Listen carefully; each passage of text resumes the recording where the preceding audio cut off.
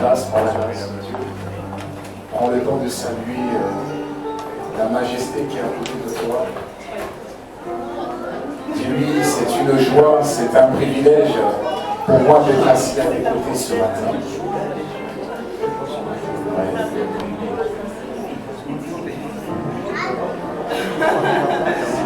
Merci, merci Seigneur. Merci Esprit de vie, merci Esprit de vérité, merci pour ce que tu fais tous les jours. Merci parce que tu conduis nos vies. À qui irions-nous, Seigneur? C'est toi qui as les paroles de la vie. C'est toi qui as les paroles qui libèrent. Seigneur, personne ne peut nous apporter la paix. Personne ne peut nous donner la joie si ce n'est que toi. Voilà pourquoi il dit, je suis le chemin de la joie. Je suis le chemin de la paix. Oh Seigneur, c'est toi que nous désirons. Tu dois être l'obsession, le désir. C'est-à-dire que tu dois être celui que nous devons chercher. Celui que nous devons désirer avant toute autre chose. Voilà pourquoi tu dis, cherchez d'abord le royaume et la justice. Et toutes choses vous seront données par-dessus tout. Oh Saint-Élémosé, honoré, honoré ce matin. Oh, nous t'honorons, Esprit de vie. Nous te révérons. Nous te respectons. Nous apprécions ta présence. Aucune présence n'est meilleure que la tienne. Oh Seigneur, merci. Oh, tu es magnifique. Oh Saint-Esprit. Oh, merci Seigneur. Oh, Sakalemo Ketaya Baba. Oh Seigneur, merci ce matin. Merci parce que tu es là. Oh, nous te bénissons. On va acclamer la divine présence de Dieu.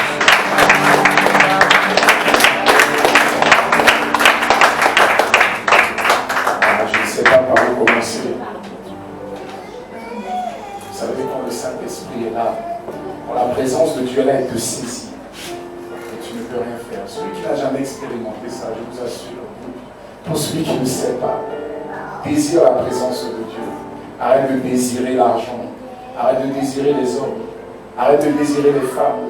Arrête de désirer un travail, désire Dieu. Il est celui qui va t'apporter la paix. Rien d'autre. Cette paix qui est à l'intérieur de toi, personne ne peut te la donner. Que tu aies de l'argent, tu n'aies pas d'argent, la paix de Dieu à l'intérieur de toi. Qu'il y ait des tempêtes ou pas, la paix de Dieu est toujours à l'intérieur de toi. Quelles que soient les tempêtes qui voudront se lever dans ta vie, tu seras toujours en paix. Pourquoi? Vous savez, un moment dans sa vie, Jésus était en train de dormir, il y avait une tempête. Et les disciples criaient, Maître, on est en train de mourir. Jésus dormait pendant la tempête. Je ne sais pas quelle tempête par laquelle tu es en train de passer, mais je te dis une chose, dors, parce que Dieu est avec toi. Il est dans ta barque et tu ne vas jamais couler.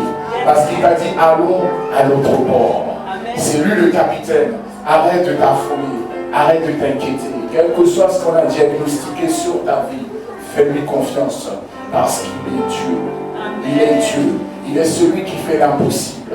Il est celui qui transforme l'impossible en possible. Amen. Alors, je n'entends pas ton amen ce matin. Je parlais à quelqu'un d'autre. Je pensais que je parlais à une personne ce matin. Oh, ce matin, ça va être un culte spécial où je vais déclarer des paroles. C'est celui qui va dire Amen qui saisit cette parole. Il faut saisir la parole de Dieu. Parce que c'est la parole de Dieu qui libère, c'est la parole de Dieu qui transforme. Alors saisis simplement la parole. Quand tu dis Amen, tu dis je reçois. Amen veut dire je reçois. Et quand tu reçois, c'est la grâce de Dieu qui se dépose sur ta vie. Je dis ce matin, la grâce de Dieu se dépose sur ta vie. La grâce de Dieu se dépose sur ta vie. Tu sais même ça. Vous savez, il y a Amen. Vous avez la grâce que je sois debout là comme ça. Vous savez, si je suis assis, je peux me lever et dire Amen. Vous savez, une parole, je capte. C'est comme si quelqu'un venait pour vous donner quelque chose. Et puis tu cours, tu fais ça. Le Amen, c'est ce que ça veut dire. J'attrape, je possède. Pourquoi? Parce que c'est ton héritage. Amen. La guérison, c'est ton héritage. Amen. La richesse, c'est ton héritage. Amen. La bénédiction, l'abondance, c'est ton héritage. La vie, c'est quoi? C'est ton héritage. L'amour de Dieu, c'est quoi? C'est ton héritage. Oh,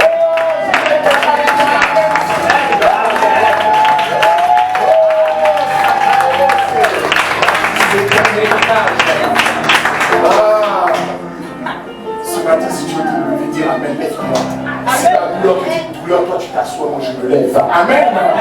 Ah, ce matin, c'est celui qui reçoit. Parce que quand tu reçois, c'est la grâce de Dieu qui se dépose sur toi. La qualité de toi-même va déterminer la qualité de ta bénédiction que tu vas recevoir ce matin. Amen. Ok, quand tu m'as dit Amen, Amen, Amen, Amen. Mon ami, c'est comme tu veux. Nous, on garde. Vous savez, quand je suis à la maison, je suis en train de suivre un plus. Amen, Amen, Amen, Amen, Amen, Amen. On dit, mais est-ce qu'il va bien? Non, je vais très très bien. Parce que je saisis tout sur le passage. Amen. Je saisis tout sur mon passage. Amen. Ah Seigneur, merci ce matin. Merci. Vous savez, quand on entend les témoignages, comme nous avons entendu ce matin, je prie qu'en cette saison, plusieurs d'entre nous allons avoir des témoignages par la grâce. Oui, par la grâce de Dieu, nous aurons tous un témoignage. Le témoignage que nous avons entendu ce matin, quand elle parlait, je dis, oh Seigneur, ce témoignage m'a frappé. Pourquoi? Parce que vous savez, le travail que nous faisons avec Dieu n'est pas évident. Vous savez, il y en a qui sont réceptifs, d'autres qui ne le sont pas. Alors de fois, on demande à Dieu, Seigneur, mais comment on fait?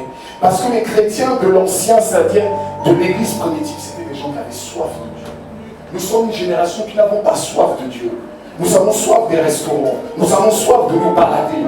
Non, nous n'avons pas soif de Dieu. Et j'ai parlé la semaine avec une soeur, j'ai dit non, je vais venir à Mulhouse, mais cette fois-ci, je vais prendre un vieil hôtel. Elle m'a dit, ah bon? J'ai dit oui, parce que Jésus et toutes ces personnes à l'époque, ils n'avaient pas d'hôtel. Nous vivons, je ne sais pas quel chrétien nous sommes aujourd'hui. À l'époque, les gens allaient, ils allaient de ville en ville, ils allaient annoncer la bonne nouvelle du royaume. La bonne nouvelle se répandait partout. Les vies des gens étaient transformées. Mais aujourd'hui, les chrétiens, non.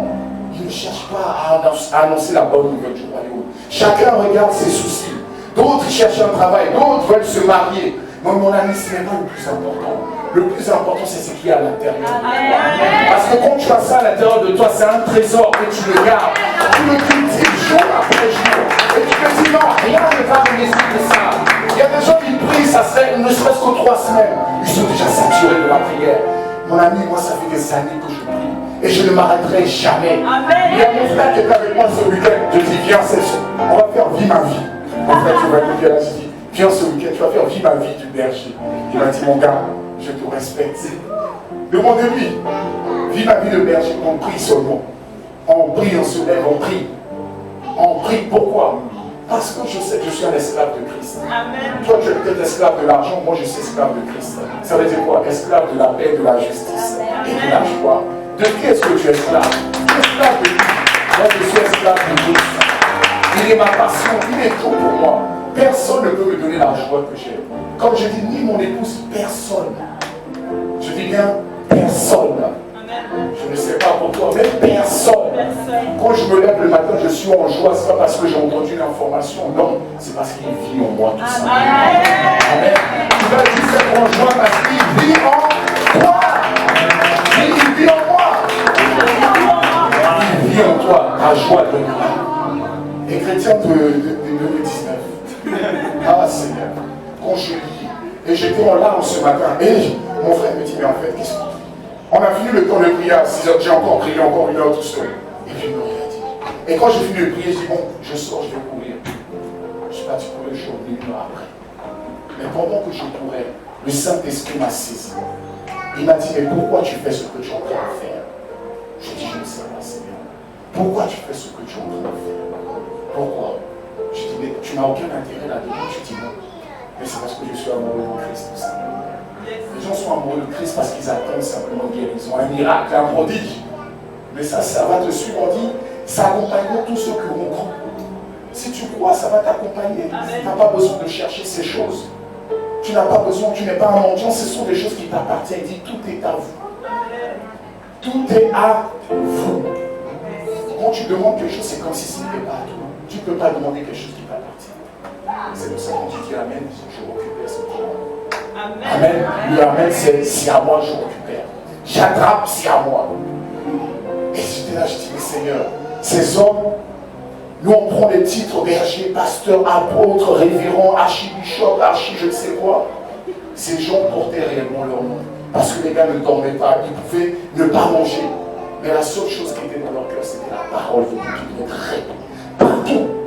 Mais les chrétiens de ce nouveau siècle, ils cherchent l'équilibre. Que veut dire l'équilibre? Que veut dire l'équilibre? Ah Seigneur. Avec le Seigneur, il faut foncer avec le Seigneur. Vous savez, quand j'étais encore célibataire, c'est à ce moment-là que j'étais, mais je me voyais à l'époque.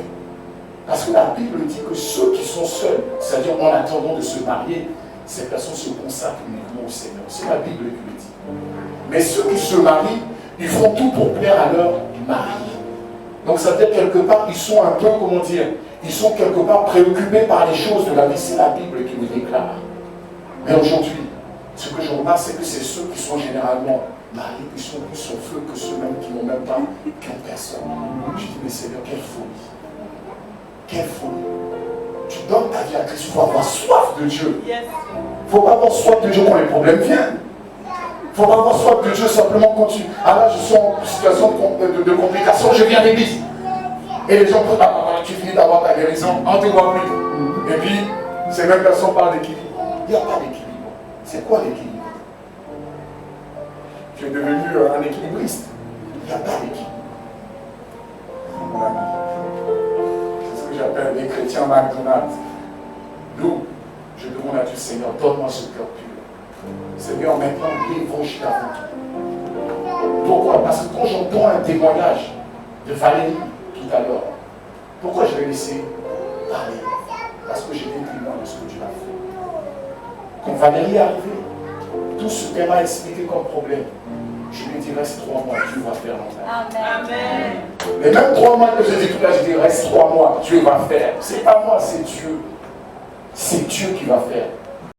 Et je disais, vous savez mes amis, on dirait que Satan veut me tenter. Parce qu'à côté, il y a une entreprise qui n'arrête pas de m'appeler depuis des semaines. Mais le revenu que cette entreprise me propose, j'ai dit, mais c'est grave. J'ai dit, mais je ne peux pas dire non. Mais si je veux dire non, pourquoi? L'évangile avant tout. Quelqu'un va dire, oh non, il faut que j'aille faire mon truc, il faut que j'aille travailler le dimanche, il faut que j'aille, mon ami. La même manière que tu vas travailler le dimanche, le travail ne va jamais t'apporter la paix. C'est juste pour payer des factures. Et puis tu travailles depuis des années, finalement, il y a quoi donc? T'as rien en fait. Non mais dis-moi, depuis que tu travailles, ça t'apporte quoi? Tu es devenu plus riche. Les gens qui sont riches sont des gens qui sont détachés de toutes ces choses. Les gens pauvres sont attachés aux choses. Les gens riches sont détachés de choses. Ils ne courent pas après les choses viennent à eux. C'est comme ça que Dieu fait. Dieu positionne les gens en fonction de ce qu'ils sont en fait. Parce qu'il sait que s'il met une mauvaise personne, il risquerait de détruire tout le monde. Mais Dieu il utilise des personnes qui sont détachées, pas des gens qui sont attachés. Des gens qui sont détachés, qui peuvent quitter chez eux, repartir chez eux. Ils sont attachés à rien, juste attachés au Seigneur. Parce que le Seigneur, en Dieu, il y a tout. Il y a tout ce que tu peux chercher sur la terre. C'est lui qui a tout créé. Et il faut te le donner. Est-ce que tu le reçois? Amen.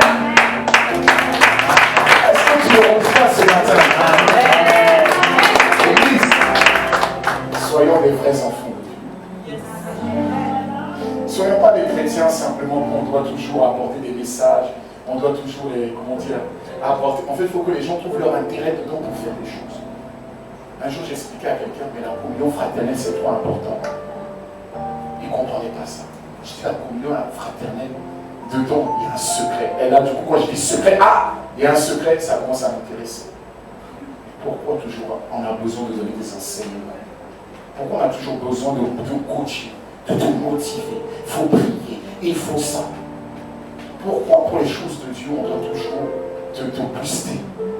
Mais pour les choses du monde, on ne te booste pas.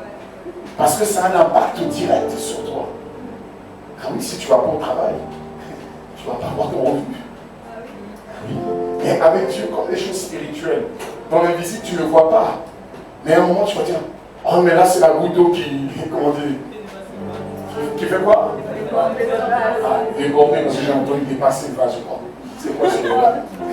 Déborder. Mais la goutte d'eau, c'était dans le spirituel, c'est que tu accumules tous les jours. Ce que les gens ne savent pas. Oui, non, moi je ne prie pas. Oh non, quand je tombe, oh moi. Même Jésus, fils de Dieu, il dit prier.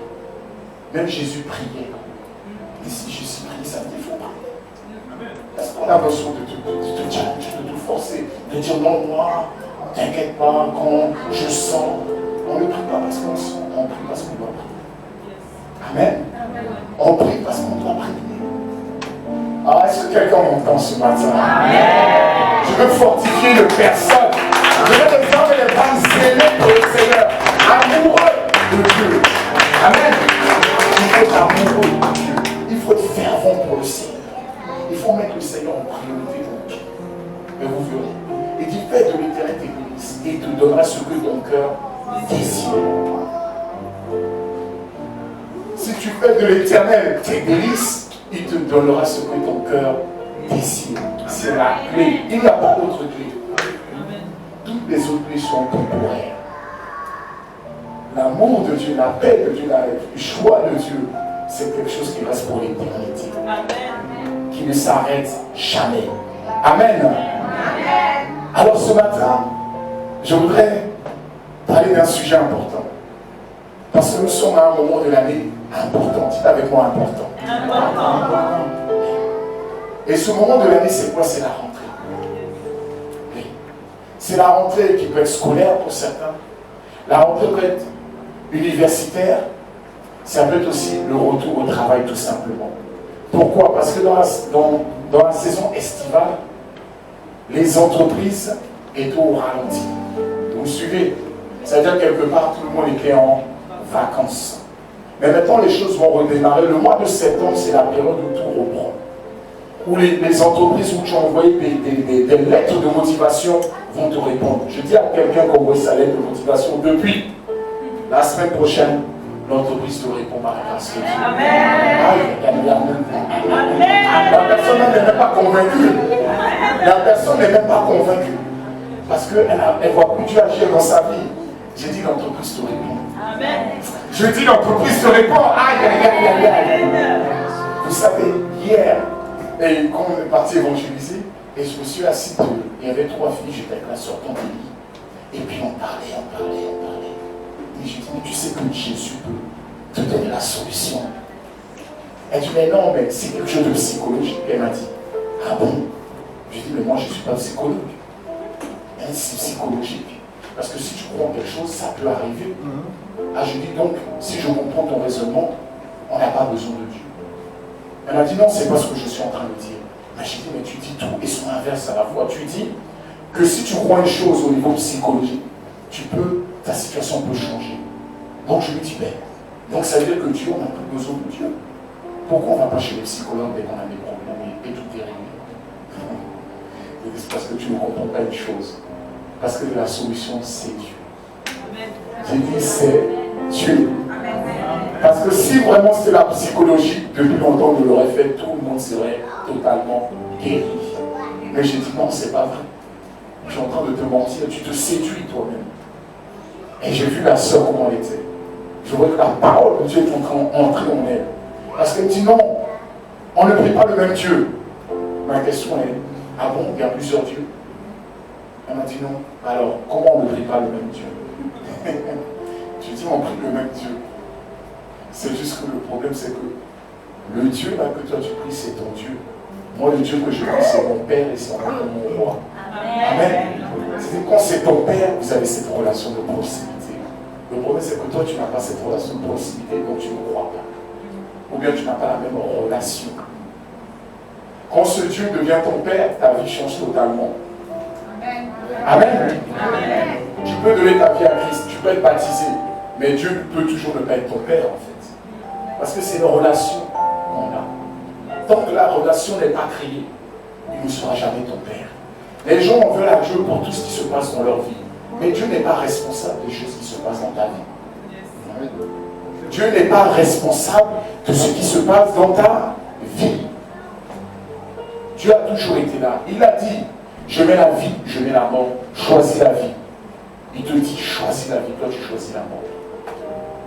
Il a dit à Adam, Ève, le jour où tu manges de ça, tu vas mourir. Mais ce n'est pas lui qui leur a dit d'aller manger de cet arbre. C'est eux qui ont appelé la mort sur leur propre vie. Tout ce qui arrive dans ta vie, ne dis pas où est Dieu. Mais avant que tu ailles là où tu partais, est-ce que Dieu était avec toi?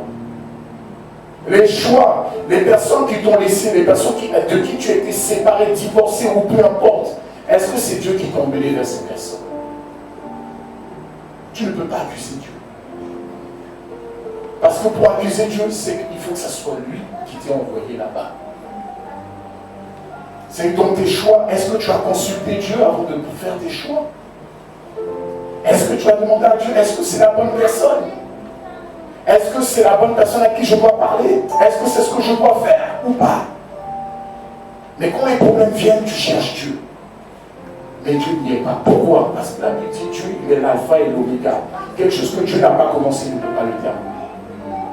Parce que Dieu doit toujours être le premier. S'il commence, c'est lui qui va le finir. Amen. Amen. Donc partout où tu as été, Dieu ne t'a pas accompagné, il n'est pas le responsable.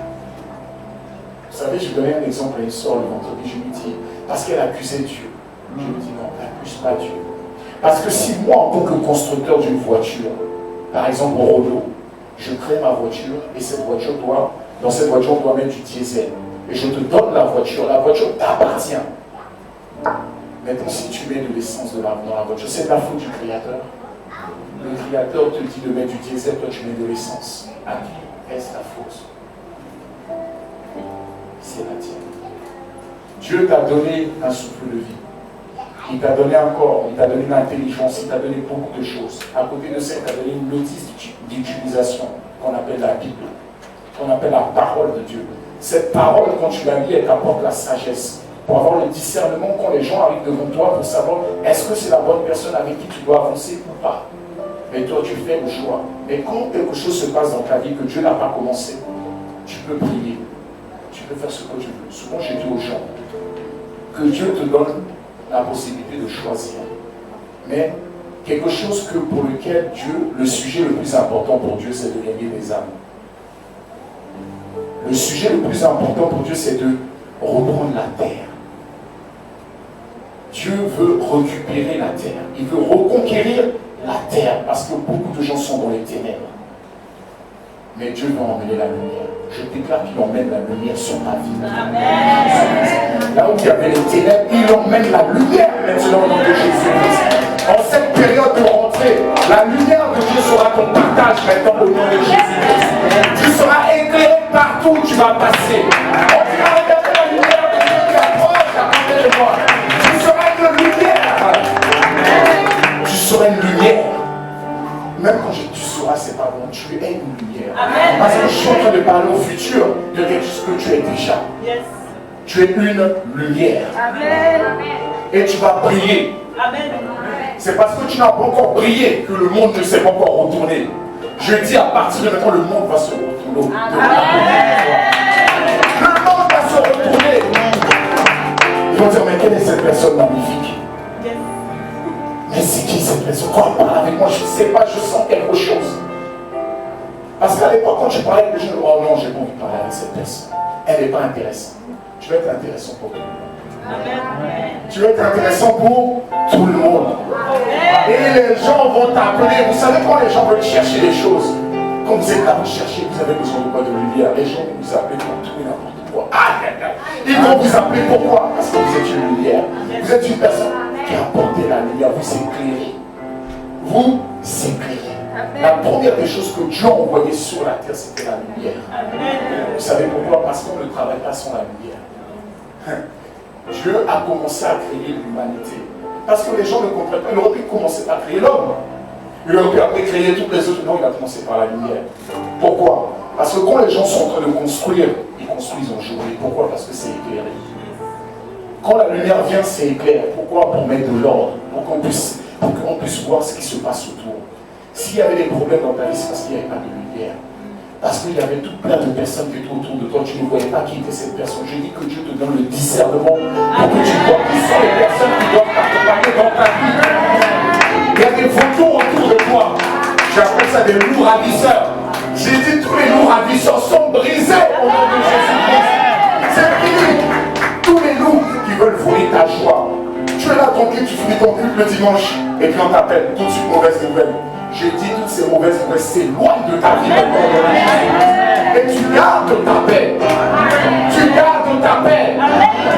Comment ça tu es assis chez toi et il y a des pensées de peur, des pensées de crainte. Je dis toutes ces pensées sont renversées maintenant au nom de Jésus. Et ces pensées sont rendues captives à la parole de Jésus-Christ. Que tout ce qui est vrai, tout ce qui est pur, tout ce qui mérite l'approbation soit l'objet de mon pensée sur la parole de Jésus-Christ. Si tu penses au suicide, c'est une pensée de la mort, je la renverse ce matin au nom de Jésus. J'appelle une pensée de vie sur ta vie maintenant au nom de Jésus. Ah Seigneur, j'ai dit en cette saison, vous allez réussir dans tout ce que vous avez. Parce que la lumière de Dieu est votre partage. C'est votre saison.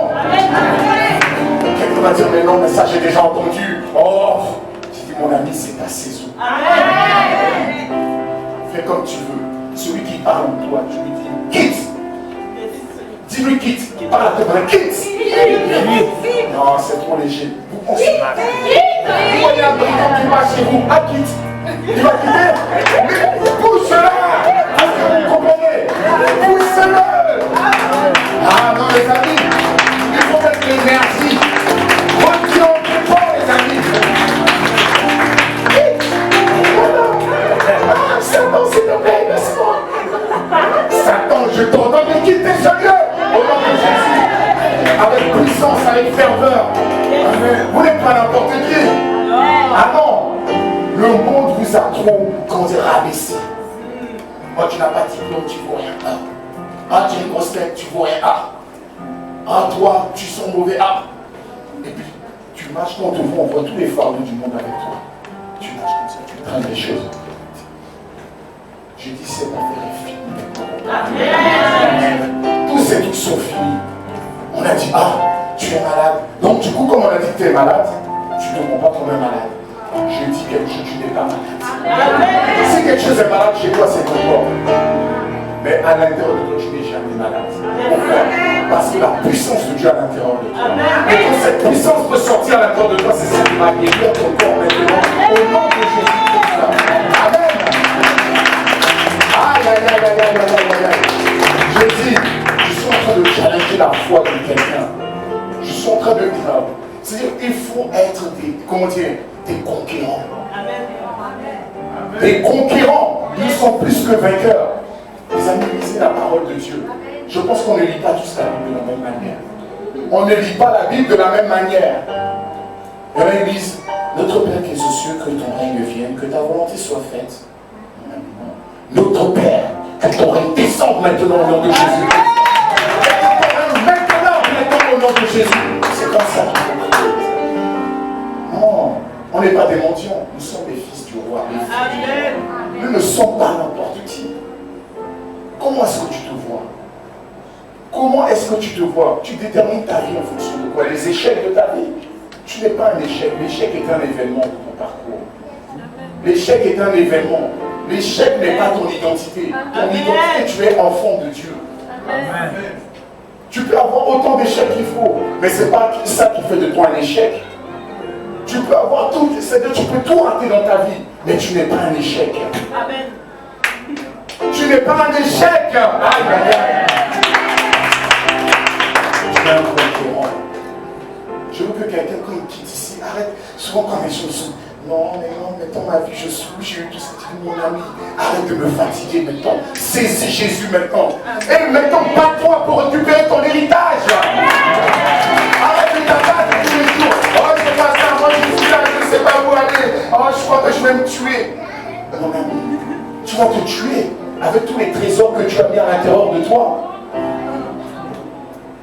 Tu vas te tuer avec tous les talents, les dons que tu as mis en toi. Les gens disaient que les plus grandes richesses du monde se trouvent dans les cimetières. Pourquoi? Parce que les gens n'ont pas libéré leur potentiel. Ils étaient simplement en train de dire, ah, j'ai pas ça, j'ai pas ceci, je n'ai pas là, j'aimerais, oh, si je savais lire, j'aurais fait ça, si je savais ça, j'aurais fait ça, si. À un moment, il faut arrêter les si. Il faut faire. Parce que la puissance de Dieu à l'intérieur. Non, mais comme j'ai cette maladie, je ne pourrais pas. Quoi? La maladie ne pourra jamais te stopper. Amen. Amen. Amen. Nous avons un Dieu qui est capable de tout. Alléluia. Nous avons un Dieu qui est capable de tout. Et nous dans cette saison, l'année qui va commencer, que ça soit au niveau de ton entreprise. Je dis en fait, tu vas pas comprendre, ça fait un mois, tu as pensé 2 mois. J'ai dit, une promotion va arriver subitement. Les gens qui veulent empêcher ta promotion, tu auras ta promotion par grâce. Parce que tu es lumière. Il y en a, ça fait 10 ans, ils travaillent, ils vont te dire, souvent quand tu arrives dans les entreprises, oh, ils savent pas récompenser les gens. Mon ami, toi et moi, on n'est pas pareil. Toi et moi, nous ne sommes pas pareils. Il y a des gens qui disent, oh, dans ma famille, tout le monde, quand ils se mettent avec les gens, il y a un divorce automatique. Dis oui, toi et moi, on n'est pas pareil. Et les gens vont dire, ouais, mais tu étais marié, tu étais divorcé, ouais, mais ta vie, c'est KO, ne fait plus rien. Tu dis, toi et moi, c'est pas pareil. Toi, s'il faut, tu me ferais, mais moi, j'avance. Amen. Dis, j'avance. On n'est pas pareil. On n'est pas pareil. Non, tu as raison, Emmanuel. On n'est pas pareil. Et les gens vont te dire, non, mon ami, tu me coupes en pleine discussion. Toi et moi, on n'est pas pareil. Ah non, vous ne savez pas. Jésus-Christ ne pouvait pas quitter le ciel pour venir sur la terre comme ça. Jésus a quitté le ciel pour venir sur la terre, pour vous donner cet héritage que Satan avait voulu. Le but de ta vie sur terre, c'est de récupérer ton héritage. Amen. C'est ça tout simplement. Ton héritage est à portée de main. Il est en toi. Voilà pourquoi il a dit, il est avantageux pour que je mange. Même moi, Jésus, à côté de vous, c'est bien. Mais attendez. Parce que Jésus, il n'était pas en vous. Il était avec eux. Mais il dit non, je suis avec vous, mais je préfère être en vous. Amen. Amen. Parce que quand quelqu'un en toi, c'est encore plus fort. Parce que quand la barque est en train de trembler, ils ne savaient pas pourquoi. Parce que Jésus n'était pas en eux. Il était où? Il était à côté d'eux. Mais quand Jésus à l'intérieur de toi et que la barque est en train de trembler, tu ne trembles pas. Amen. Est-ce que vous me suivez? Quand Jésus en toi, par son esprit, tu n'as pas peur. Parce que Jésus, il est venu sur terre d'abord pour montrer ce que l'être humain devait vivre. À quelle dimension l'être humain devait vivre. Vous avez déjà vu Jésus avoir un rhume?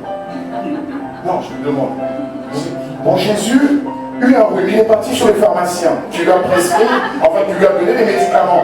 Ensuite, il avait la toux, il est parti prendre un sirop. Vous avez déjà vu Jésus, en manque d'argent, il est parti taper aux portes. Jésus n'avait pas d'argent. Il a parlé à la création, il a dit au poisson, va me chercher de l'argent. Est-ce que vous comprenez? Mais vous n'êtes pas quelque chose. Bon, c'est élève. Finalève. Sauf un coup. Et puis, vous savez, le diable, ce qui est bien, c'est que quand l'argent vient, mais maintenant qu'on rembourse, vous comprenez? Quand l'argent vient, enfin, cette affaire m'a libéré. Mais derrière les intérêts, comment des choses où tu rembourses 15 € par mois et dans les 15 € il n'y a que 30 centimes qui remboursent et tu es là. Tu peux garder ce crédit pendant 10 ans. C'est ce qu'on appelle l'esclavage. Tu es emprisonné. C'est une domination qui est sur toi. Alors que les gens doivent emprunter auprès de toi. Les gens doivent emprunter auprès de toi. Arrêtez d'être des mendiants. Oh oui, mais je ne comprends pas ma situation, c'est facile de parler. Mon ami, tout est raisonnement. C'est pour ça qu'il a dit en fait, ces raisonnements doivent être renversés. Amen. Et il doit venir, c'est-à-dire que la parole doit contrecarrer tout ce que vous avez appris dans vos écoles. Quand tu n'as pas d'argent, tu n'es rien, tu n'es personne. Ça vient du monde. Ça vient du monde. Il faut contrecarrer toutes ces choses-là par la parole de Dieu. Alors pourquoi il dit je renverse toutes ces choses? Parce que c'est ça. Vous voyez certaines personnes, quand l'argent est là, oh ça va mon gars. Tu vois que ça roule. Dès qu'il n'y a plus rien, le téléphone ne sonne plus. Non, c'est juste, je prends un peu de temps. Tu prends quel temps? Tu prends quel temps? Et quand tout revient, tu dis, mais mon ami, en fait ta vie c'est ça. Ne laissez rien vous tenir. Amen. Vous êtes beaucoup plus important que les choses que vous recherchez. Est-ce que vous comprenez ça? Oh, j'ai pas d'ordinateur, j'ai pas de portable. Quand il y a un tremblement de terre, vous avez déjà vu les pompiers courir? Ils vous laissent et ils vont sonner les téléphones portables, les ordinateurs. Vous avez déjà vu quelque chose comme ça? Qu'est-ce qu'on se rend? Qui est-ce qu'on se rend premier? L'homme, pourquoi? Parce que c'est l'homme qui a créé ces choses. Mais non, vous vous courez après. Et puis il y en a deux, quand il y a les tremblements, ils gardent leur portable et tout. Ah non, il ne faut pas que je perde mon truc. Vous êtes beaucoup plus important que les choses que vous courez. Amen. Vous êtes beaucoup plus important que ces choses dont vous courez après. Votre vie est beaucoup plus importante. Est-ce que quelqu'un reçoit cette parole ce matin? Est-ce que quelqu'un reçoit cette parole ce matin? Ce matin, je vais fortifier la foi de quelqu'un. Parce qu'en cette saison, je dis que tu vas réussir dans tout ce que tu vas entreprendre. Oui, tu vas réussir. En fait, toute forme de crainte dans ta vie est bannie par l'amour de Dieu. Amen. Toute forme de peur, de doute, je ne sais pas, est bannie par l'amour de Dieu qui remplit ton cœur ce matin au nom de Jésus. Amen. Seigneur, libère quelqu'un ce matin. Libère quelqu'un ce matin. On met les limitations sur quelqu'un ce matin. Amen. La possibilité sort de ta vie au nom de Jésus. Aïe, aïe, aïe, aïe, aïe, aïe. Libère le potentiel d'une personne. Tu peux tout faire. Tu peux tout. C'est toi qui te limites. Personne ne te limite. Il n'y a que toi. Il n'y a que toi. Vous savez, une fois, je me souviens, j'avais... comment on appelle ce... Je m'étais coupé et mon doigt avait gonflé. Comment on appelle ça? Anari. Alors, j'ai fait 2 jours, 3 jours. J'ai dit, mais mon doigt m'arrête gonfle. Ça se dégonfle pas, mais ça gonfle. C'est pour ça que j'ai dit qu'il y a 2 systèmes de pensée. Il y a celui du monde et il y a celui. Il lui dit, mais c'est celui qui sortira de tes entrailles qui sera ton héritier. Vous savez, Abraham voulait quoi? Ne serait-ce qu'un garçon. Est-ce que vous me suivez? Il voulait juste quoi? Un garçon. Toi, aujourd'hui, tu veux juste un travail. Juste avoir quoi? 1200 euros, 1400 pour payer tes factures. Regarde ici. Aïe, aïe, aïe. Il dit, et après l'avoir conduit droit, il dit, regarde vers le ciel. C'est-à-dire, en fait, arrête de regarder en bas. Parce que ton voisin, il regarde en bas. Il est sur sa situation et dit, regarde en haut maintenant. Parce que ton père est où? Il est en haut dans les cieux. Il regarde en haut. Les possibilités, les capacités sont où? En haut. Il lui dit, regarde en haut.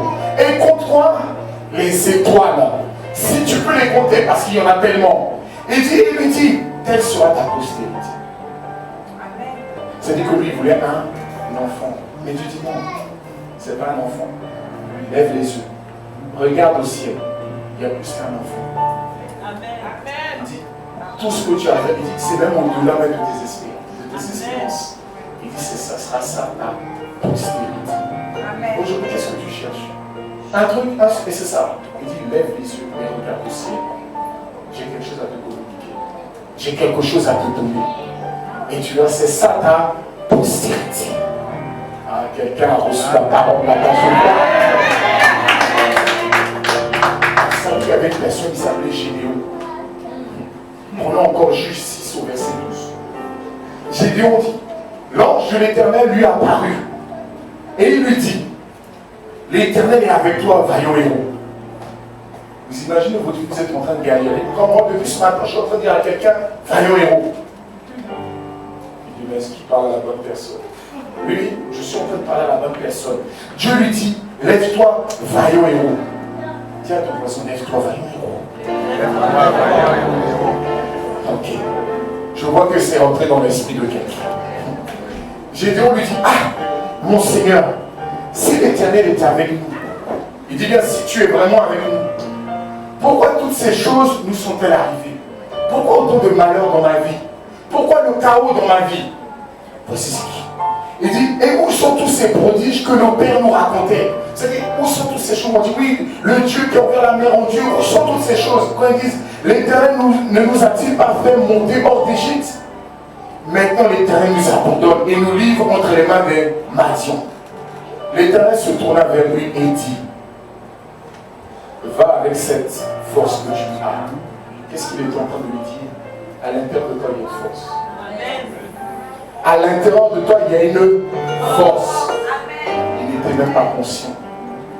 Il lui a pas dit il y a une force qui va rentrer en toi, non. Il dit à l'intérieur de toi, il y a une force. Dis-moi un bon amen si tu reçois. Il dit, va avec cette force. Il dit, et délivre Israël de la main de Madian. N'est-ce pas moi qui t'envoie? Gédéon lui dit, ah mon Seigneur, avec quoi je vais les délivrer? Ah Seigneur, oui, tu m'as dit, je suis un vaillant. Tu m'as dit, va avec cette force. Mais je vais avec quoi concrètement? Ce qui est bien avec Dieu, c'est qu'il répond toujours. Amen. Il a toujours une réponse à tes questions. Dis, il a une réponse pour moi. Ce matin, il a une réponse pour toi. Amen. Il dit, c'est Gédéon qui dit, voici, ma famille est quoi? Elle est la plus pauvre en Manassé. Je suis sûr au milieu de nous, il y a plein de personnes, sa famille est la plus pauvre de nous ici. Je vous pose la question. Il y a encore plus pauvre que vous, oui ou non? Oui. Quand je vois que vous ne dormez pas dehors, il y a des SDF, il y a des gens qui sont encore plus pauvres. Mais là, c'est-à-dire que lui, là, il est en train de dire sa famille est la plus pauvre où? À Manassé. C'est-à-dire que c'est le plus pauvre d'une ville. Est-ce que vous saisissez un peu ce qu'il est en train de dire? Je ne suis à moins que rien. Et je suis le plus petit de la maison de mon père. C'est-à-dire chez les pauvres, c'est encore lui le plus petit. C'est chez les pauvres, c'est le plus petit des pauvres. C'est quand on arrive dans une ville, qui est le plus pauvre de la ville, c'était lui. Après, c'était sa famille. Et l'Éternel me dit, mais je serai avec toi. Et tu battras Madian comme un seul homme. Ce matin, je dis, Dieu est avec toi. Amen. Reçois juste cette parole. Honoré, honoré. Ah. Honoré, tu es honoré. Honoré. Je n'ai pas fini, il y en a qui ferment leur vie. Je n'ai pas fini, vous laissez faire. Pour que cette parole soit téléchargée dans votre esprit. Ne t'arrête pas. Honoré, honoré. Honoré, tu es honoré. Honoré, tu es honoré. Il a dit, va. Je suis avec toi. Est-ce que tu crois qu'il est avec toi? Est-ce que tu crois qu'il est avec toi? Je veux entendre des personnes crier comme ça. Est-ce que tu crois qu'il est avec toi? Est-ce que tu crois qu'il est avec toi ce matin? Est-ce que tu crois qu'il est réellement avec toi? Alors reçois cette parole ce matin.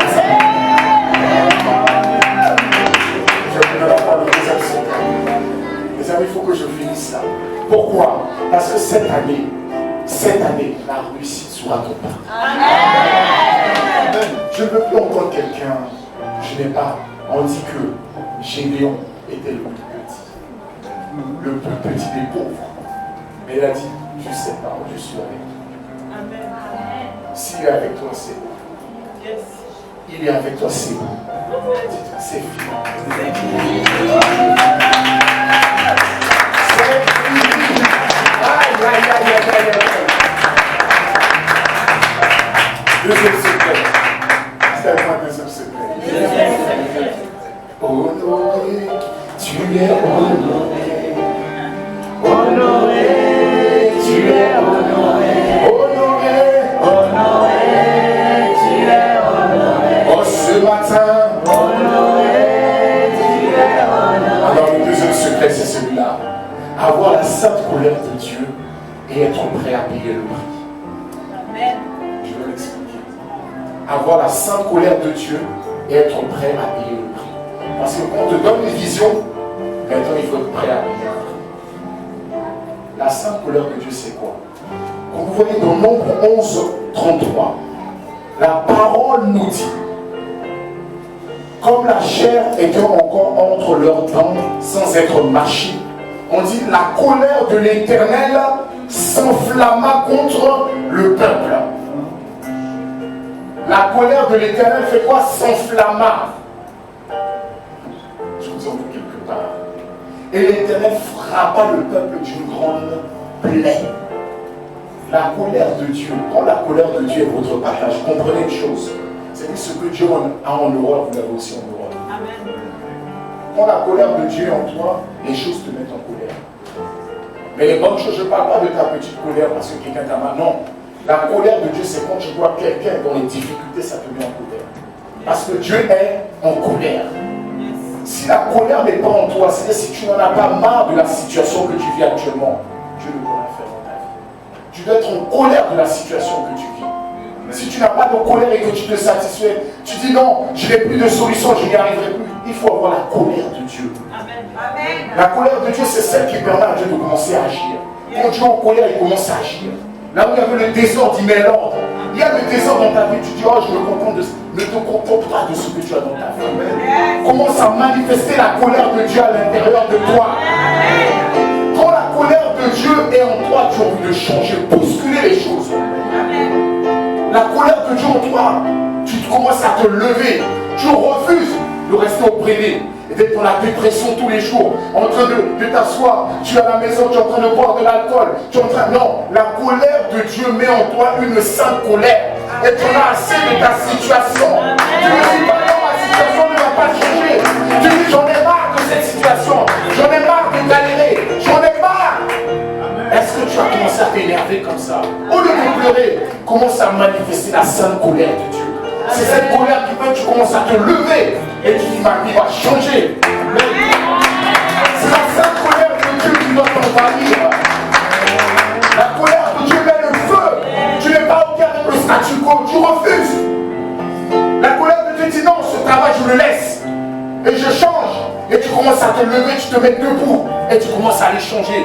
Mais il y en a, ils sont contents, ils restent dans cette situation. Refuse. Amen. Ça fait longtemps que tu poursuis, ça ne marche pas. Est-ce que tu t'es réellement mis en colère au lieu de pleurer, de dire Dieu ne peut pas? C'est parce que tu t'es pas encore mis en colère que Dieu ne peut pas agir. Il faut être en colère. Est-ce que tu es en colère? Oui. Est-ce que quand un frère, une soeur qui te dit je suis malade, ça fait 20 ans, ça te met en colère? Tu dis oh mon frère, est-ce que tu ne commences pas à t'énerver? Quand tu es en colère, tu commences à aller chercher Dieu. Tu dis cette situation, aujourd'hui ça va se passer. Mon frère, on va se lever, on va commencer à prier. Cette situation ne doit pas rester la même dans le nom de Jésus. Amen. Ah non, pas du tout. Ton enfant arrive le matin. Ah maman, j'ai fait un cauchemar. Oh, c'est normal. Ah non, ça doit te mettre en colère. Ton enfant fait des cauchemars, tu trouves ça normal? Vous trouvez ça normal? Il n'y a rien de normal. Les cauchemars viennent d'où? C'est Satan qu'on va les penser. Ça veut dire qu'il s'est permis de rentrer chez toi, d'aller dans la chambre de ton enfant, de rentrer dans sa tête. Non, il y en a, ils sont tranquilles. Hein? Oh, c'est normal, moi aussi je faisais des cauchemars. Ah bon? Il faut avoir la sainte colère. Tu dis, ah bon? Pendant que tu dormais, quelqu'un est rentré, il est rentré dans ta chambre, il est rentré dans ta tête. C'est un manque de respect total. Vous, le manque de respect, c'est parce qu'on vous insulte. Ah, ceci, ça. Le manque de respect, c'est quand quelqu'un vient chez toi et fait ce qu'il veut. C'est quand quelqu'un rentre chez toi et il fait ce qu'il veut. Tu dors la nuit et puis tu fais des rêves. Oh, j'ai fait un rêve, bon, ça m'arrivait. C'est-à-dire, des gens rentrent chez toi, dans ton intimité, et ils t'envoient des mauvaises pensées. Et tu dis, c'est normal. Il n'y a rien de normal. Tu dois manifester sans colère. Tout ce qui est mari de nuit, mari ou femme de nuit, peu importe, des rêves impurs, des rêves érotiques, tu te lèves, tu dis ça c'était mon passé. Plus jamais vous remettez les pieds dans ma maison maintenant. Vous sortez maintenant au nom de Jésus-Christ. Ne prenez plus la prise sur ma vie. Ah non les gens, oh je crois que j'avais fait une alliance à l'époque. Mon ami, renverse-moi toutes ces choses. Refuse. Tu dors, tu te rappelles les pensées de ta maman. Tu as un échec, tu vas plus réussir. Je dis, c'est pas ma maman qui parle, ça c'est un esprit qui a pris la forme de ma mère en train de m'insulter. Cet esprit, si jamais tu reviens chez moi, je revois le feu du Saint-Esprit sur toi. Est-ce que tu manifestes cette colère? Ou tu dis, oh bon, c'est normal. Il n'y a rien de normal. Manifeste la sainte colère de Dieu. Amen. Amen. Ce matin, manifeste la sainte colère de Dieu. Amen. La maladie que tu traînes depuis des années, ce matin, tu es guéri au nom de Jésus. Énerve-toi ce matin. Énerve-toi. Tu t'énerves. Sors la colère en toi. Énerve-toi. Tant que tu n'es pas énervé, ta situation ne pourra pas changer. Il faut t'énerver. Énerve-toi. Seigneur. Et quand tu commences à t'énerver, la première attitude que tu as, tu te lèves le matin, tu commences à prier. Tu commences à prier, tu rentres dans la chambre de tes enfants partout. Tu commences à dire non, vous ne retrouverez pas chez moi. Vous avez déjà saccagé la vie de mes parents, de ma famille, mais la mienne, à partir de moi, ça s'arrête. Et ma génération qui me suit, ça s'arrête. C'est terminé. Est-ce que tu fais ces choses? Est-ce que tu trouves que c'est normal? Il n'y a rien de normal. Commence à manifester la sainte colère. Tant que cette sainte colère ne vient pas, il n'y a rien. Et quand tu finis de manifester cette sainte colère, ce qui doit t'accompagner, c'est ce qu'on appelle la culture, le fait de payer le prix. Arrêtez de chercher la simplicité, la facilité. Chercher, il faut payer le prix. Il faut payer le prix. Jésus a dit, mais Père, si je paie, est-ce que tu peux enlever la coupe? Il n'y avait pas d'autre moyen pour sauver l'humanité. Il fallait que Dieu, Jésus, son sang puisse couler. Il n'y avait pas d'autre moyen. Est-ce que ton sang a coulé? Est-ce que tu as commencé à payer un prix pour que ta vie change? Jésus, son sang a coulé pour que ta vie change. Amen.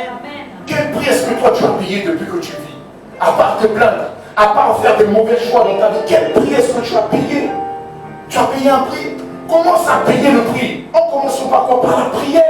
Amen. À prier sans relâche. Sans relâche. À tout va. Ne cherche pas les situations faciles, ne cherche pas les choses simples. Ne commence pas à dire, oh le petit travail me va. Au moins, ça fait longtemps que je postule, les entreprises ne me veulent pas, mais ça me va. Il n'y a rien qui doit t'aller. Dieu t'a transmis déjà des rêves. Amen. Il t'a donné des rêves là où tu dois être. C'est pas la fin de ton histoire. Dieu est venu voir Joseph, il lui a donné un rêve. Il lui a dit, tes frères et tous les gens de ta famille vont s'abaisser autour de toi. Mais, à la fin de son histoire, cette histoire, que Joseph, le rêve qu'il a eu, le rêve s'est accompli. Pourquoi? Parce que Joseph est resté fidèle à Dieu. Joseph a été tenté. Il y en a ici, quand le diable est tenté, il tombe dans la tentation. Parce que le diable, c'est comme ça qu'il vole les choses. Joseph n'est pas tombé dans la tentation.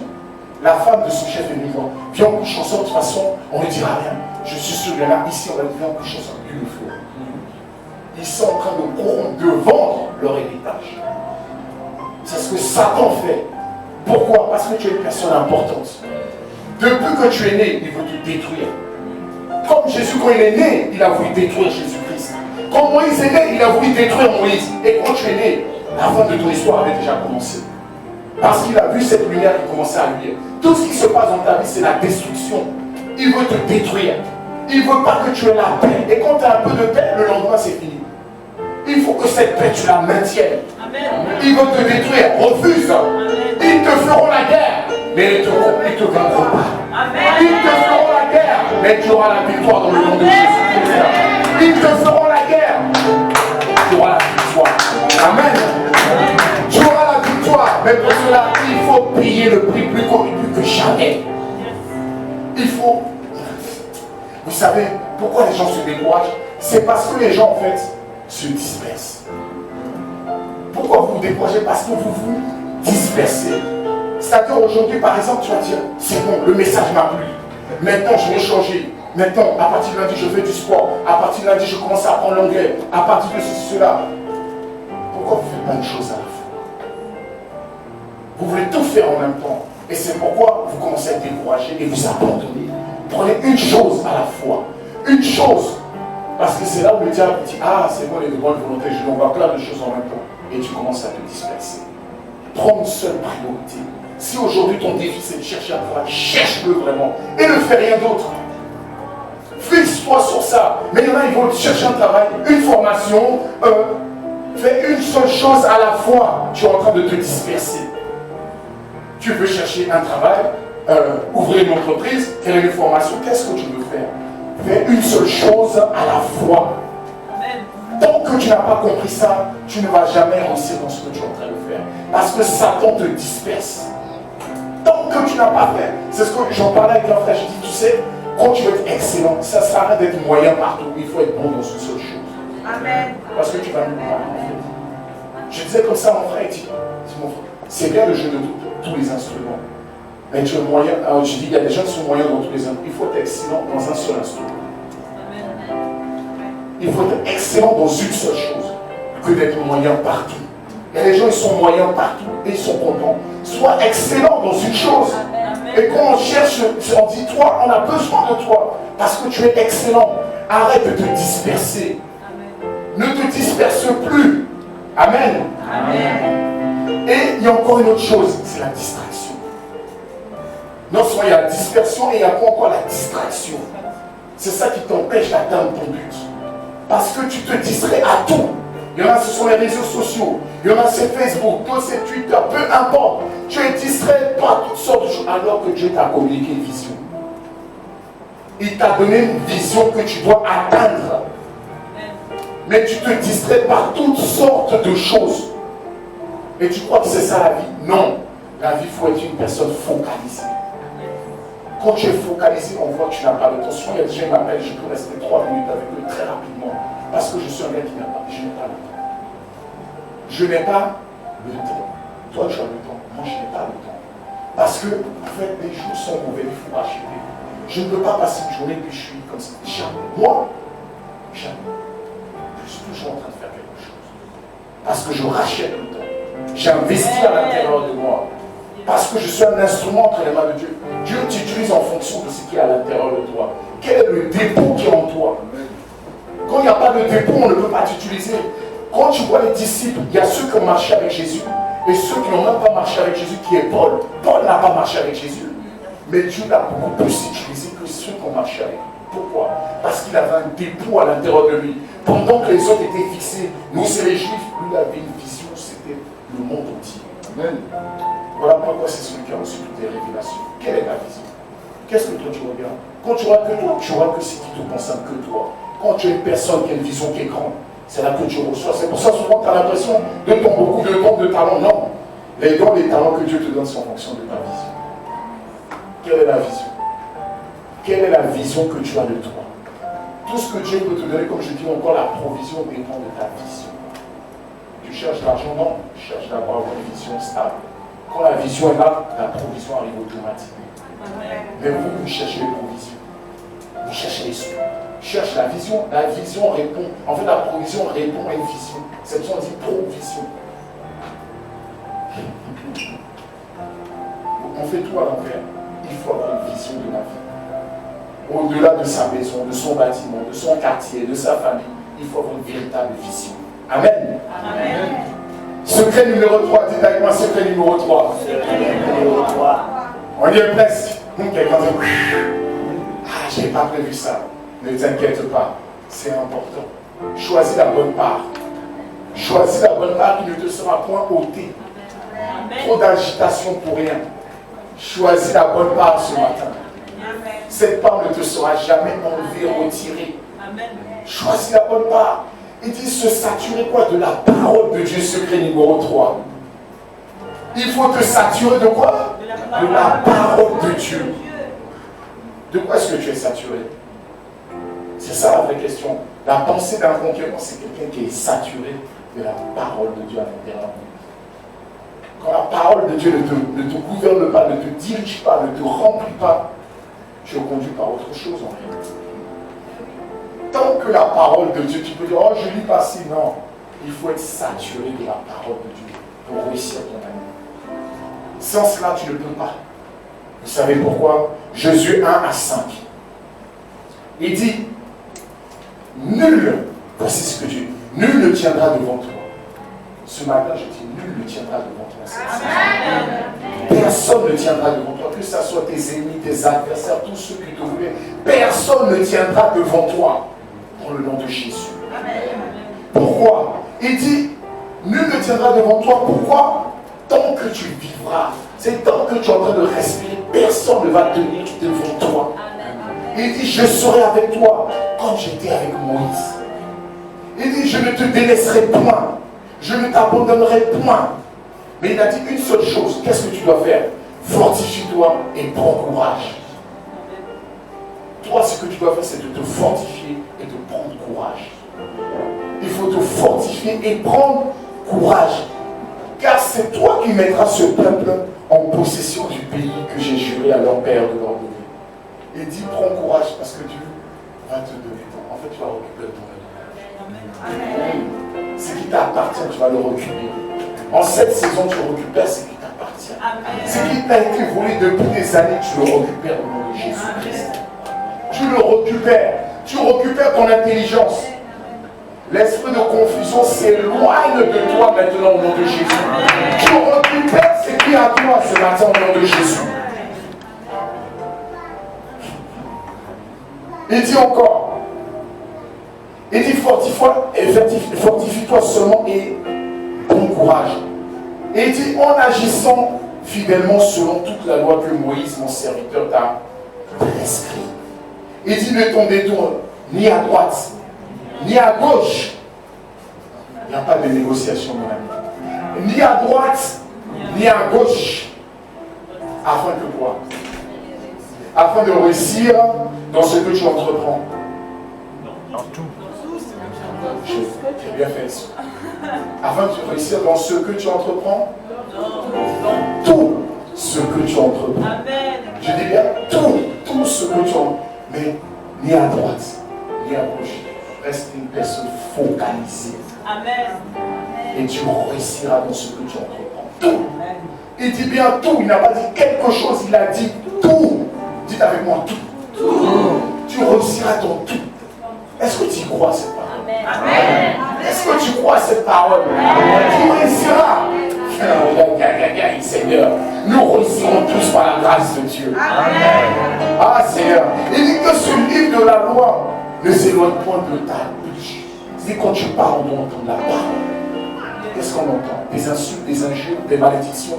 Tu dois bénir les gens autour de toi. Quand le livre de la loi est dans ta bouche, c'est pas, je n'y arrive pas. C'est jamais écrit dans ce livre.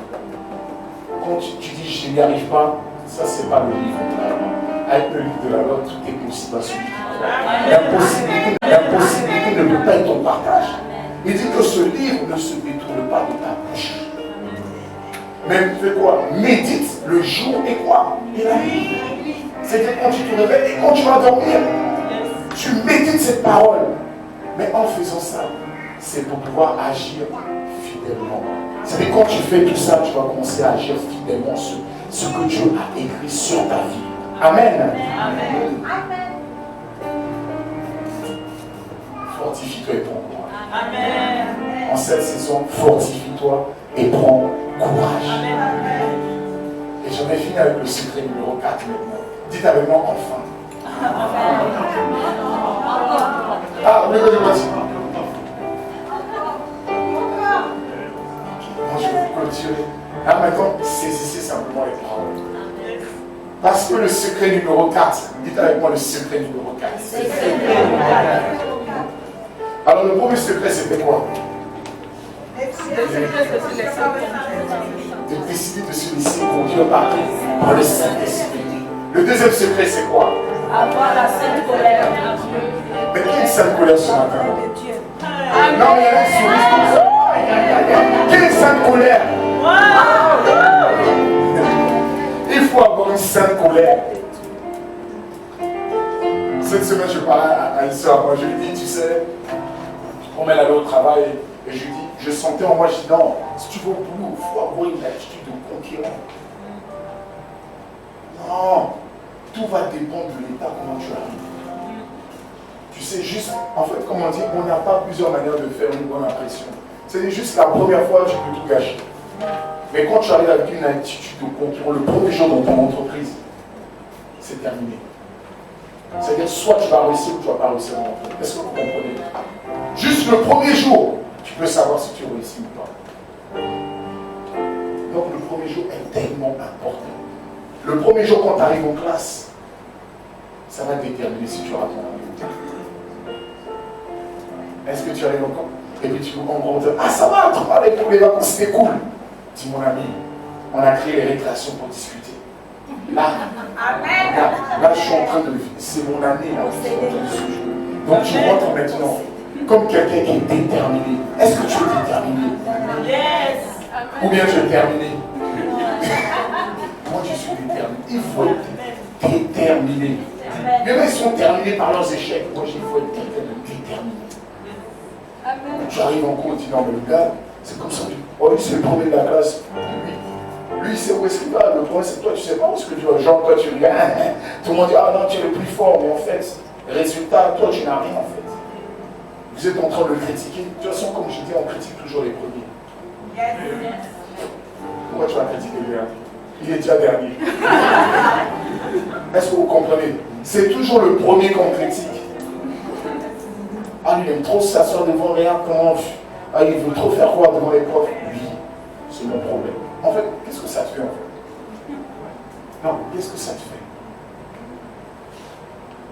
On développe des choses et puis les gens arrivent à l'école avec un système de pensée du monde. Non, je vais, parce que je suis la tête en fait, donc je viens devant. Amen. Je m'assois devant. À quoi ça te dérange? Si tu as envie d'être là-bas, dans le fin fond des choses, vas-y. Tu es en train de montrer ce que tu vas faire demain. Il faut être déterminé. Amen. Quand tu arrives en disant ce gars-là, on sent qu'il a des ambitions. Vous savez, bon, pour ceux qui suivent le foot ou pas, mais vous allez comprendre, il y a un jeune, il a allez, 20 ans, 21 ans, un petit jeune comme ça, Mbappé. Vous savez, cet enfant, et il y en a d'autres du même âge que lui. Vous savez pourquoi il est bon cet enfant? On voit que c'est un gars qui est déterminé. Le gars, il a des objectifs. Pendant que d'autres sont là, ils gagnent leur salaire, ils jouent. Quand il vient sur le terrain, ce petit-là est déterminé. Même quand il parle, il prend le micro. Tu dis, mais en fait, ce petit, attends, il parle, on dirait un président. On va lui poser des petites questions de rien du tout en disant, tu préfères jouer en attaque ou sur le côté? C'est une petite question de rien du tout. Un jeune lambda va dire, non, mais moi je préfère jouer sur le côté. Vous savez la réponse du petit dit, je joue là où on me met. Le plus important, c'est d'être efficace. Amen. Est-ce que vous comprenez? Non, mais je crois que quelqu'un a acclamé le Seigneur. Je dis, mais le petit, il est très insolent. À son âge, il a une manière de... C'est-à-dire qu'en fait, on sait où est-ce qu'il veut jouer. Lui-même, il sait où il veut jouer. Mais il dit, c'est pas grave. Je me fais tout petit. Mais vous allez voir. Et bizarrement, vous voyez, les choses sont en train de se passer. On est en train de positionner le petit où il aime, en fait. Les choses sont en train de tourner autour. On pourrait même mettre le meilleur joueur au monde à côté de lui. Mais on commence à dire, on peut se passer du meilleur joueur. Parce que le petit est déterminé. Amen. Il n'y a pas d'âge pour être déterminé. Et quand il parle, le petit a fini l'année dernière. Désolé pour ceux qui ont horreur du foot. Mais au moins, ce matin, vous serez informés. Ce petit a fini avec plus de 30 buts la saison passée. À son âge. Et il a dit que l'année prochaine, je ferai mieux. Ce petit marquera l'histoire, vous savez pourquoi? Parce qu'il est déterminé. C'est pas parce qu'il est meilleur que quelqu'un. Parce que les gens ont l'impression qu'il faut être meilleur. Non, c'est une affaire de détermination. Parce que je pense que d'autres sont peut-être meilleurs que lui. Mais lui, il n'a pas le temps, les choses de jeunesse, il faut se tromper et tout ça. Il ne se trompe pas, ce jeune-là. Il n'a pas le temps à le tromper. Peut-être, ah, je l'ai trompé, oh, j'étais jeune. Non, non, il n'y a pas de tromperie avec lui. Il fonce. Il a compris qu'il maximise le temps. Parce qu'il veut marquer sa génération. Il veut marquer, et on parlera de cet enfant-là. Avant lui, il y en avait un jeune comme ça, qui a marqué l'histoire. Mais moi, je ne l'ai même pas vu jouer. On parle de lui encore aujourd'hui, il s'appelle Pelé. On parle de lui pourquoi? Parce qu'à son jeune âge, il marquait déjà l'histoire. Et pourtant, il y avait peut-être des gens qui jouaient mieux que lui. Mais on parle de lui encore jusqu'aujourd'hui. Et le petit Mbappé, on appelle le petit Pelé. On vous appelle tous des petits Christ, les amis. Amen. On vous appelle tous des petits Christ. Est-ce qu'on peut dire quelque chose? Mais parce qu'il faut être déterminé. Amen. Il faut être déter. Comme nous avons dit, mais il a changé. Mon ami, les erreurs de l'enfance, là, c'est terminé. Moi, je fonce. Amen. Je fonce. Ce jeune, quand je le vois, de fois, j'aime trop le rêve, et puis je suis assis. Je dis oui. Je me vois. Je me vois. Déterminé. Je vois éliminer tous mes adversaires. Je me vois atteindre mon but. Je me vois marquer tous les buts. Est-ce que tu te vois atteindre tous tes buts?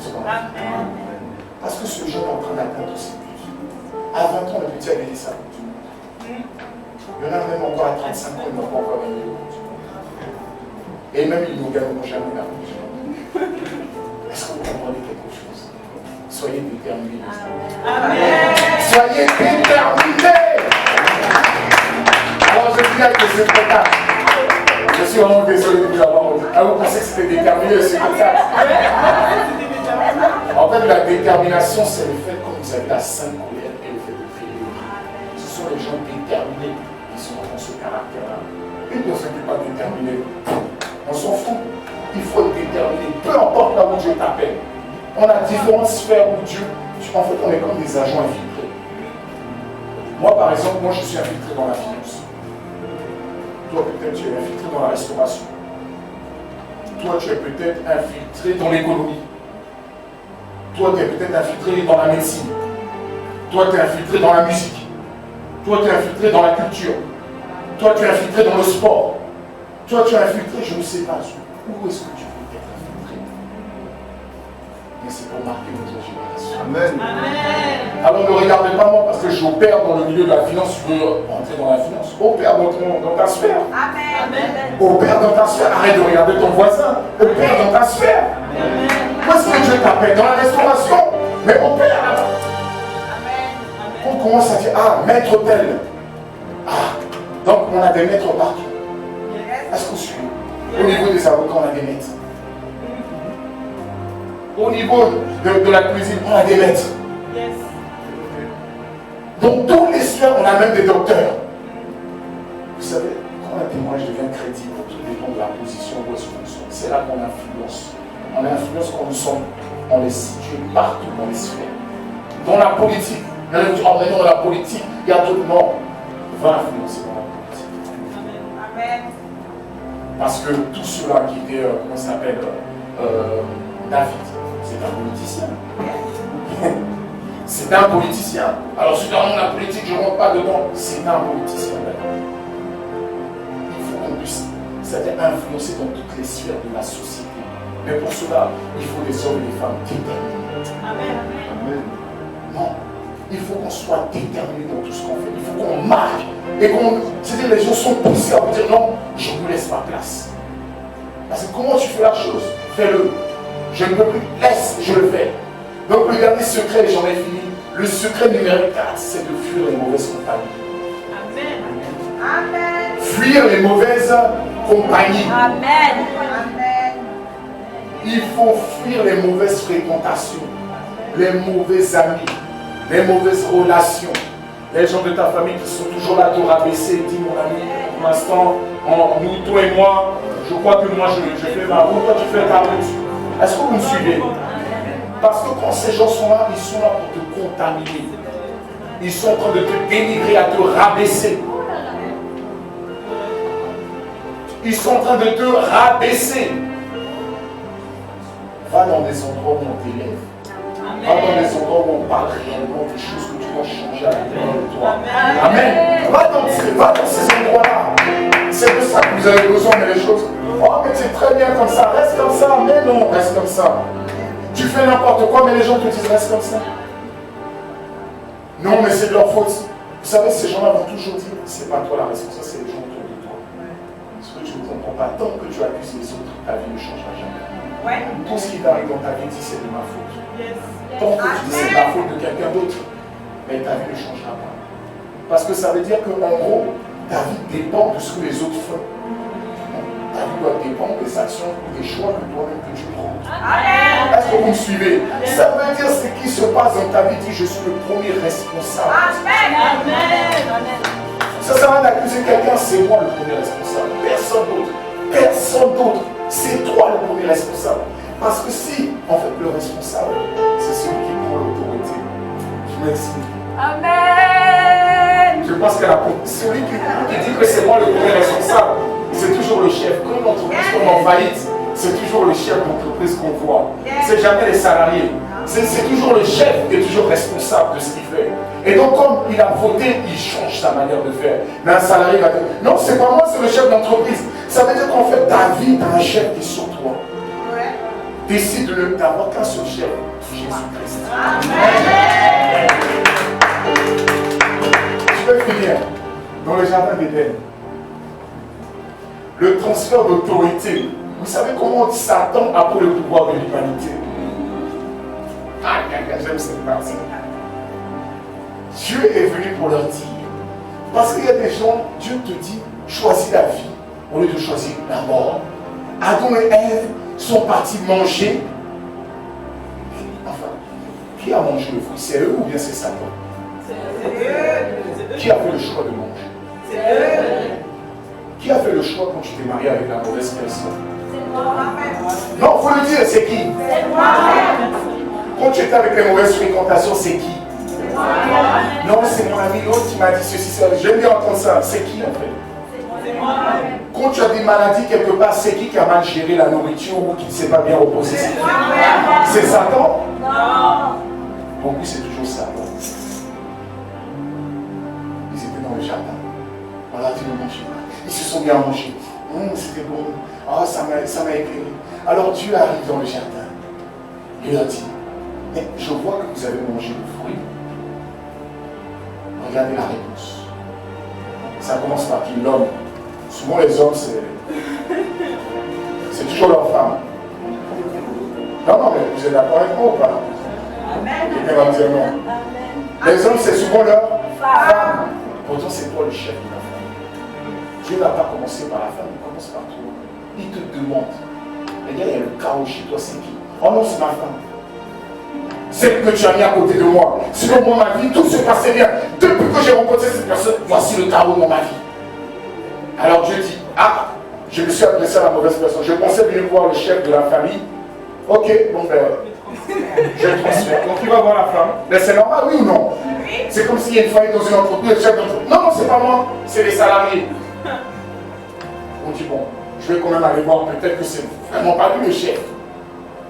Il arrive maintenant vers la femme. Mais vu que la femme n'est pas la chef, le chef dit, c'est pas lui. Est-ce que vous suivez? Oui. Bon, elle ne va pas dire non plus que c'est elle, parce qu'elle n'est pas chef, c'est la vérité, oui ou non? Donc si quelque chose capote, c'est la faute de qui? Du chef, oui ou non? Donc tu vois ce qu'il dit, comme lui il dit qu'il n'est pas le chef, peut-être que le vrai chef, c'est peut-être l'autre à côté qui m'avait proposé le fruit. Donc elle dit, ben non, c'est pas moi, c'est lui seul. Ah, Dieu, qu'est-ce qu'il a fait? Il est parti s'adresser au serpent, oui ou non? Donc il a commencé les malédictions, commencé à maudire le serpent. En fait, le transfert d'autorité, c'est-à-dire l'homme a dit, c'est pas moi, tiens madame. La dame a dit, bah, effectivement, je ne suis pas chef en fait. Comme toi tu veux pas, on a donné au serpent. Mais est-ce que le serpent a dit que c'était pas lui?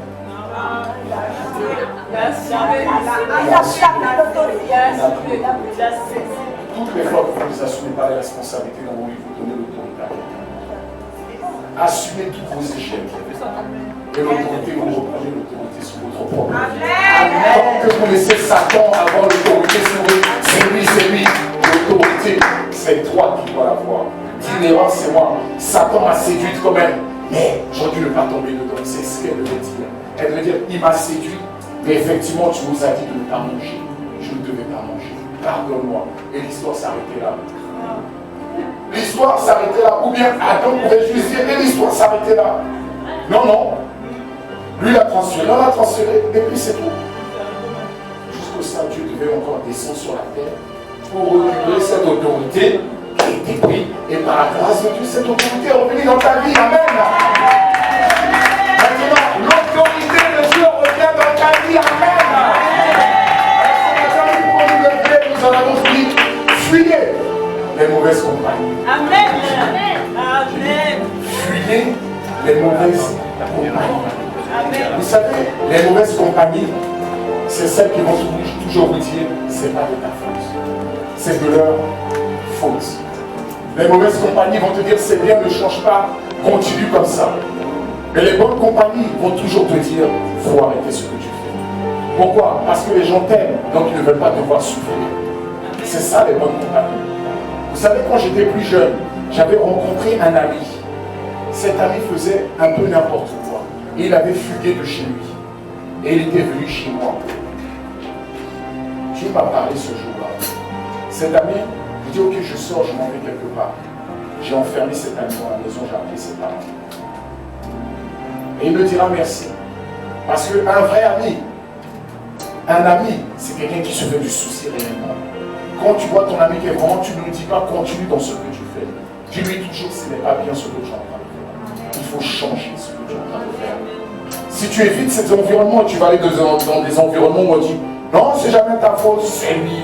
C'était ton oncle en 2019, c'était ton ex-mari, c'était ton ex-femme, c'était ton professeur, c'est à cause de lui que tu n'as pas reçu en maths, c'est elle, c'est ceci, cela, tu ne vas jamais avancer dans ta vie. Accepte que les erreurs de ta vie, c'est toi qui les as commises. Et fuis tous ces environnements qui disent que ce n'est pas ta faute. Refuse. Tout ce qui se passe dans ta vie, dis c'est moi. Amen. Et tu verras le changement commencer dans ta vie. Amen. Tu es honoré. Tu es honoré. Ce matin honoré. Tu es honoré. Oh, ce matin honoré. Tu es honoré. Honoré. Tu es honoré. Oh, honoré. Tu es honoré. Ce matin honoré.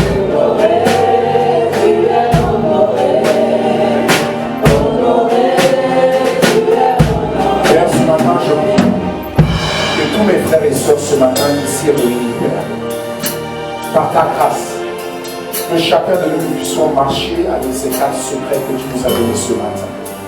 Seigneur, nous croyons qu'en cette année, à cette rentrée qui commence le septembre 2019, que nous allons réussir dans tout ce que nous allons entreprendre, pour nos enfants, pour nos parents, pour nos amis, pour nos proches, pour toutes les personnes qui nous entourent. Seigneur, toutes les personnes qui sont dans cette église, la faveur et la grâce divine de Dieu nous accompagnent.